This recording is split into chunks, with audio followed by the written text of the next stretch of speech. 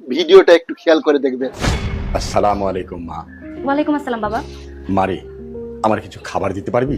জি বাবা, আমি এক্ষুনি আপনার জন্য খাবার আনছি, আপনি একটু দাঁড়ান। অথই,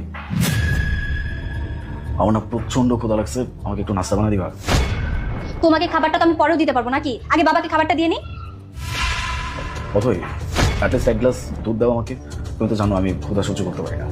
আরে বাবারে বাবা, তোমার সাথে কি হাত পা নেই? নিজের কাজটা তো নিজে করতে পারো নাকি? সবসময় শুধু আমাকে কাজ দিয়ে রাখবে, আমি পারবো না সব।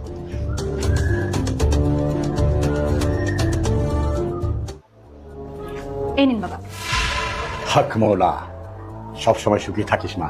বাবা, আমার তো সেই সুখে থাকার কোনো উপায় নেই, আপনি কি বলতে পারবেন যে কিভাবে শুকানো যায়? হক মৌলা, আল্লাহ চাহে তো সুখ হতে পারে রে মা।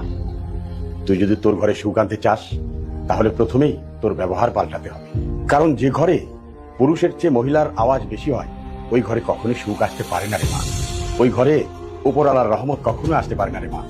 তোর সুখ তোর হাতেই। এখন তুই বল মা, আমি একজন ফকির, অপরিচিত মানুষ, আমার সাথে তুই কি সুন্দর করে কথা বলছিস, অথচ তোর ঘরে তোর স্বামী, যার সাথে তোর বিয়ে হয়েছে, যার সাথে তোর সারাটা জীবন কাটাতে হবে, তার সাথে তুই চিৎকার করে কথা বলিস, তার সাথে তুই ভালো ব্যবহার করিস না। তুই তাকে এমন বোঝাস যে তোর কথাই মনে হয় সংসার চলে। এখন তুই বল মা, তুই যদি তোর স্বামীর সাথে এমন ব্যবহার করিস, তাহলে তোর স্বামী কি খুশি থাকবে?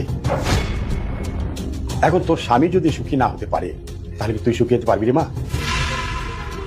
আর তোরা দুজনে মিলে যদি সুখী না হস, তাহলে এই সংসারে সুখ আসবে কিভাবে? তাই তোর স্বামীর সাথে একটু চিন্তা ভাবনা করে কথা বল।